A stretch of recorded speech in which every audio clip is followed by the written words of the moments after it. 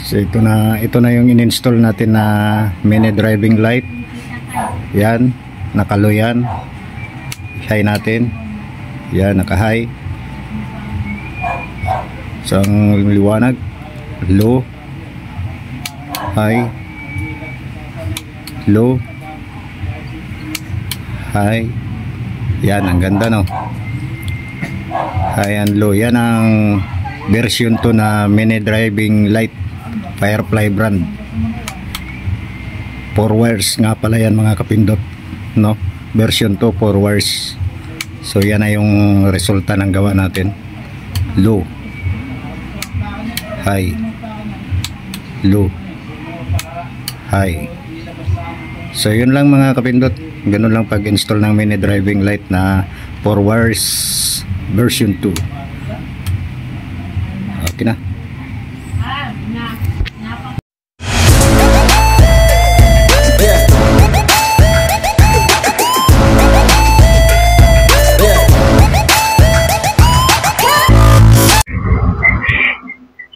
So yun, mga kapindot, welcome back sa aking YouTube channel, Kapindot Moto TV. For this video, mga kapindot, ay magkakabit tayo ng mini driving light sa ating motor. So dito mayroon tayong domino na 3 switch. Ito ang gagamitin natin, pero mamaya na natin i-testing to. Hanapin natin yung common supply na itong domino switch. Tatlong wire yan, mamaya na to. I-testing natin to sa battery, kung saan yung main supply nito. Dito muna tayo sa mini relay. Yan. So may mga wire na to, mga kapindot, kasi nilagyan ko na ng mga wire to para mabilis lang tayo. Yan. So may palatandaan rin yan, may mga guhit yan. Yan. Ibig sabihin yan, yung may guhit na isa, yan ang mini relay number 1 natin. At saka ito may guhit na dalawa, yan ang mini relay number 2 natin. May mga wire na to. I-review lang natin.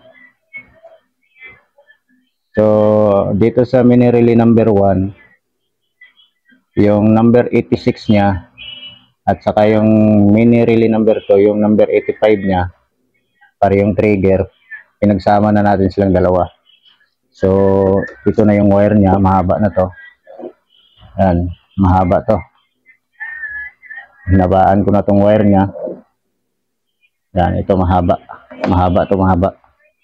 Yan. Tapos yung number 30 ng mini relay number 1 at saka yung number 30 ng mini relay number 2, or yung common supply natin ng mini relay number 1 at saka mini relay number 2, pinagsama din natin ito.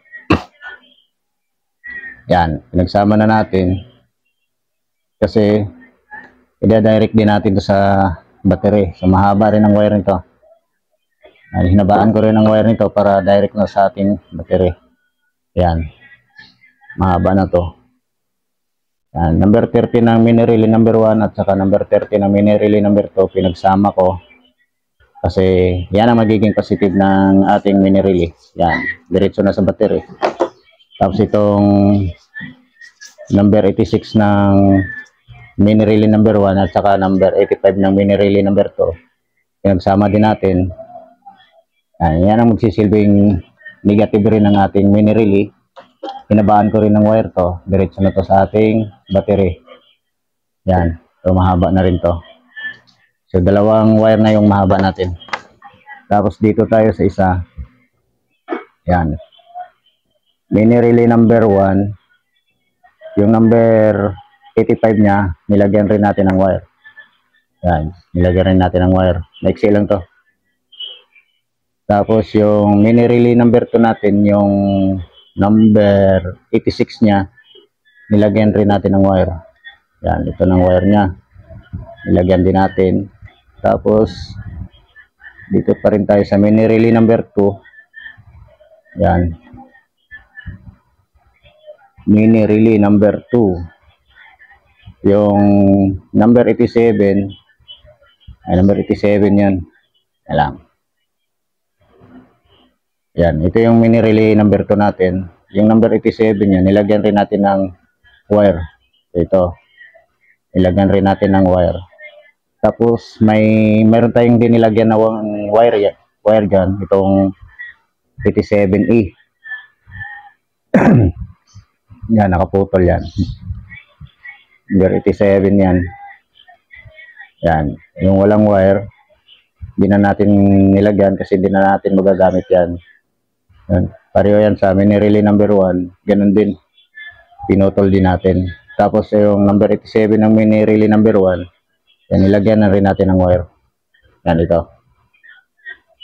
Yan, nilagyan natin ng wire.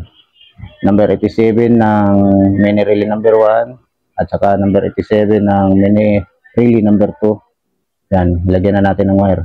So, tapos na tayo dito. Tapos na tayo dito mga kapindot. Tapos na tayo dito. So, dito naman tayo sa ating gagamitin switch. Yan, domino 3-way switch.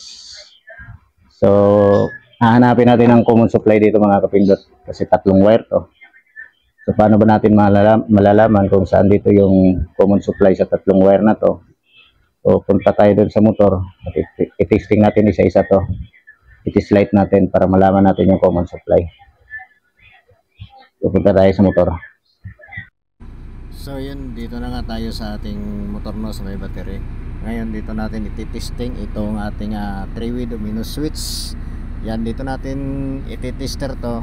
Hanapin natin ang common supply ng ating domino switch para malaman natin kung ano yung kulay ng wire ang common supply, no, para di tayo mahirapan or di tayo maghula-hula ng ating ginagawa. So yung test clip natin ilalagay natin sa negative, tapos mamili tayo dito sa 3 wire ng ating domino switch para malaman natin kung sino ba talaga dito sa 3 wire na ito ang main supply or common supply ng ating domino switch. Yan, umilaw yung test light natin, ano. So ngayon, dahil nakita natin na gumagana naman yung test light natin, dito tayo sa ating domino switch. Yan, dito sa 3 wire na to, mamili lang tayo ng isa dito kung alin ang ilalagay natin sa positive, no. Kukuha tayo ng isang wire dyan, tapos ilagay natin sa positive ng battery. Kunyari itong blue, ilalagay natin sa positive. Yan, tapos tisira natin itong 2 wire kung masusupplyan niya pag i-high and low natin, no, yung switch natin na domino 3-way. So lagay muna natin sa battery. So yun, nakalagay na sa battery yung kulay blue. So ngayon, unahin natin itong kulay brown. Naka-high yan, umilaw naman siya, naka-high siya. So high yung kulay brown, yung black low, yan, low, yan. So alam na natin na ang common supply talaga natin ay kulay blue na wire. Yan, alam na natin ngayon. So hindi tayo naguhula kung alin yung main supply ng ating domino switch, no, yung 3-way. So yung high natin ay kulay brown, tapos yung black ay low. Yan, low yung kulay black natin. So ngayon, hindi na tayo mahirapan kung alin yung wire na ilalagay natin sa accessories wire. Ito yung wire ng ating domino switch. So kanina nalaman na natin kung anong common supply ng ating domino switch. So itong kulay blue. Ngayon naman dapat alam din natin or alamin din natin kung ano ang accessories wire ng motor, ng inyong ginagawa na motor, or kung mag-i-install kayo ng ganito, dapat alamin nyo muna kung anong accessories wire ng inyong motor. Halimbawa Honda, ang accessories wire ng Honda at saka mga China bike, lahat ng mga China motor ay kulay black. So ito, binalatan ko na. Sa Suzuki naman, ang accessories wire ng motor nila ay kulay orange. Yan, o kulay orange yung accessories wire nila ng Suzuki. Tapos sa Yamaha naman ay light brown, tapos yung sa Kawasaki light brown din. So dito, dahil China motor tong ginagawa natin, so kulay black yung accessories wire. So ikabit natin itong common supply ng ating domino switch dito sa kulay black na wire. Kabit lang natin.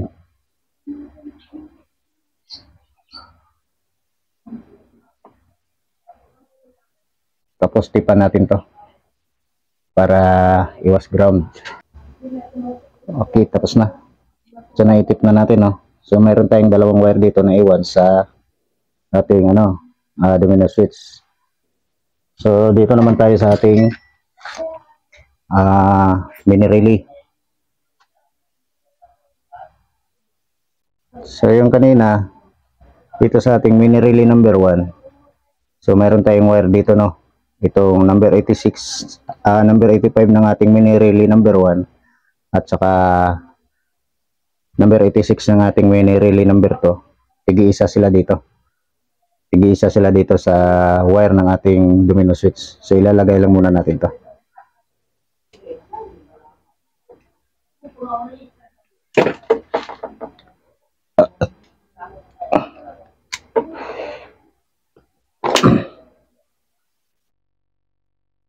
So hindi na importante mga kapindot kung saan magtapat itong dalawang wire na to. Importante tig-isa sila.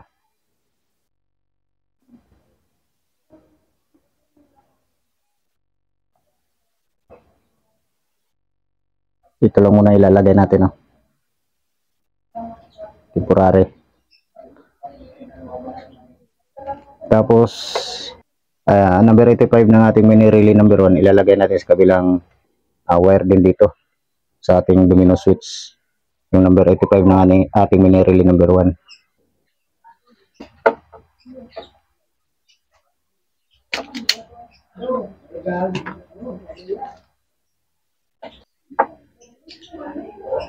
Tapos lagyan natin ng tape. Maya na natin silyado to ng shrinkable tube para para sure na hindi bubuka. So ito na. So ito na mga kapindot, no. Yung mini relay number 1, yung number 85, ilagay natin sa kabilang wire ng ating domino switch. Tapos yung mini relay number 2, yung number 86 niya, ilagay rin natin sa kabilang wire ng ating domino switch. At dito naman tayo mga kapindot sa ating balas ng ating mini driving light. So mayroon tayong 4 na wire dito, tapos yung kabila mayroon din 4 na wire. So ang gagawin natin, itong may tiga 4 na wire yan, magkabilang balas natin ng ating mini driving light. So itong black ang gagawin natin, pagsamahin natin. No, yan. Pagsamahin natin itong black. Pagsamahin natin itong ground ng ating mini driving light. Tapos isasama natin dito sa ating ground ng ating mini driving light, no. Yung ground ng ating mini driving light isasama natin dito sa ground ng ating mini relay. Itong kanina, itong dalawa, yung nasa gitna na yan na pinagsama natin, yung mini relay number 1, yung number 86 niya, at saka mini relay number 2, yung 85 niya, pinagsama natin kasi siya ang magsilbing ground natin. So dyan natin ilalagay itong ground ng ating balas, no, mini driving light. So splice lang natin, tapos itap lang natin dito. So yan, napagsama na natin yung magkabilang ground ng ating balas, no, ng ating mini driving light. Yan, pinagsama natin, tapos nilagay natin dito sa ground din ng ating mini relay papunta ng ating battery. Tapos yung yellow, pagsasamahin din natin itong yellow ng magkabilang balas. Tapos itong red, pagsasamahin din natin. Yan, pagsasamahin lang natin silang lahat. Tapos ang white, pagsasamahin din natin. Version 2 nga pala ito mga kapindot, itong natin, mini driving light. So ngayon, itong dalawang wire na to, itong yellow at saka red. So dito naman natin itatap sa, ano ba yun? Number 87. Yung itong dalawang wire, may dalawang wire na lang tayong natira. Yan. May dalawang wire na lang tayo natira. Itong mini relay number 2, yung number 87 niya, itong kulay pula. Tapos mini relay number 1, yung number 87 niya, yan ito. So ngayon, dito natin ikakabit yung dilaw, magkabilaan sila. Yan. Kabilaan. Itong negative, yan. Tapos itong positive, itong pula, direct na natin ito sa battery. So ikabit muna natin ito sa battery. So, yun na nga mga kapindot, no? Dito na tayo ulit sa ating battery. So ito na yung ground natin ng ating mini driving light at saka positive ng ating mini driving light. At syempre nagkabit na rin tayo or naglagay na rin tayo ng fuse 15 amperes.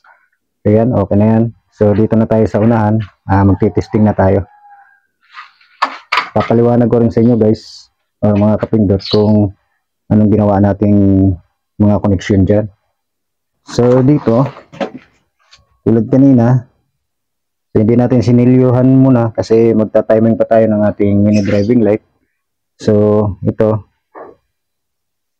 paliwanag muna natin ano.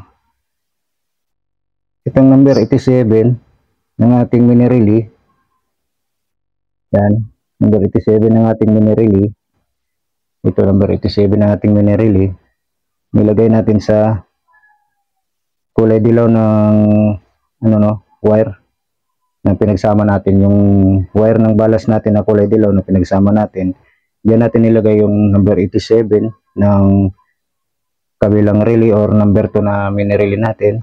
Tapos yung number 87 naman ng mini relay number 1, so ito siya, dito naman natin nilagay sa kulay white na pinagsama natin, no? Kulay white ng balas natin, pinagsama natin. Diyan natin kinabit yung number 87 naman ng kabilang relay or sa relay number 1. Kahit magkabaliktaran yan guys, kung hindi tumugma yung high and low nyo, pwede nyo naman pagpalitin yan. Kaya hindi ko muna sinilyo para pag testing natin, malaman natin kung tama yung connection natin or hindi.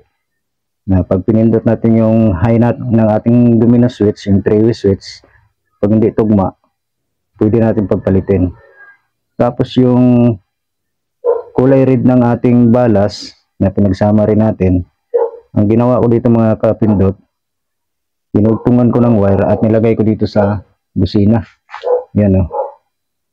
Yan, dito sa busina.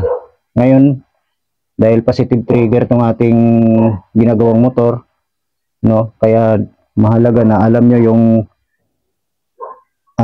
connection ng inyong wiring sa inyong motor, kung negative ba or positive. Basta sa Honda at saka sa mga China motor, pareho lang sila, positive trigger. Pag Yamaha, Suzuki at saka Kawasaki, yan ang mga negative trigger, no? Pag negative trigger guys or mga kapindot, itong kulay red ng ating balas, ilagay nyo sa negative dito sa kabila. Yung solid na green, diyan yun ilagay. So dahil itong sa akin ay positive trigger, dito ko nilagay sa light green. Yan, ito, kita nyo naman, no? So yan ang magsisilbi nating passing light. Pag busina natin, magpapassing yan habang bumibusina tayo. Kaya dinugtungan natin yung kulay red ng balas ng ating mini relay. Yan, dinugtungan natin, nilagay natin sa busina, no? Kasi positive trigger yung busina natin, kaya nilagay natin sa light green. Pag negative trigger ang inyong motor, ilagay nyo sa solid green. Yan, yung sa isang paa ng busina, no? Yung Suzuki, Kawasaki at saka Yamaha, yan ang mga negative trigger. Kaya diyan nyo ilagay pag negative trigger kayo, no? Pero Honda at saka mga China motor, pareho lang sila, positive trigger. Diyan nyo ilagay sa light green. Okay na tayo dito mga kapindot. So testing na lang natin kung tama yung connection natin, ano? So testing natin yung ilaw natin. Kailangan ayusin natin. Try natin. i-high natin yung switch natin. Yan. Yung switch natin, no. So, i-try natin yan. I-high and low natin. So, unahin natin yung high. Yan. So, umilaw siya, no. Tapos, ilo natin. Kulay dilaw ang low natin. So, yun. So, ibig sabihin lang yan, tugma yung ating wirings, no. So, wala na tayong babaguhin dyan. So, i-high natin. So, nasa taas yung tama niya. Pag ilo natin, yan, nasa baba siya. So, okay na yan. Yan. Low. High. So, okay na tayo dyan. So, ayusin na lang natin yung mga wire na yan. I-organize natin para magandang tingnan. Ito pa pala, subukan natin yung yung red wire na ikinabit natin sa busina kung magpapasing siya pag nagbusina tayo. So.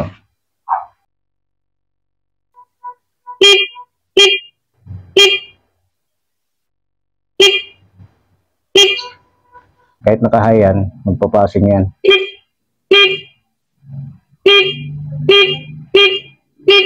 Ayun. Ayun, okay na tayo dyan mga kapindot kasi wala tayong switch, no, na pang passing light. Wala tayong switch. Kaya dyan muna natin pansamantala nilagay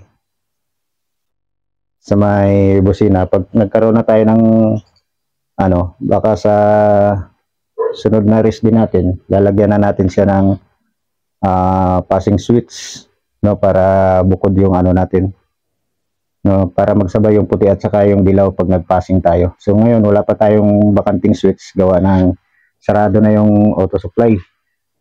So yan lang muna pansamantala na connection. So yan lang mga kapindot, maraming salamat sa inyong panonood at sana ay may natutunan kayo sa ating wiring tutorial ngayon kung paano mag-install ng mini driving light na version 2, no?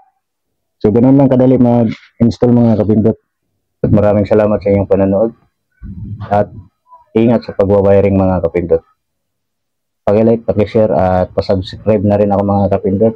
Pahit ang notification bell, i-bell all nyo para every time na may bago tayong upload na video ay ma-notify kayo. So ito na yung in-install natin na mini driving light. Yan, nakalo yan. High natin. Yan, naka-high. So ang liwanag, low, high, low, high. Yan, ang ganda, no? High and low. Yan ang version 2 na mini driving light, Firefly brand. 4 wires nga pala yan mga kapindot, no? Version 2, 4 wires. So yan na yung resulta ng gawa natin. Low, high, low, high. So yun lang mga kapindot, ganun lang pag-install ng mini driving light na 4 wires version 2. Okay na.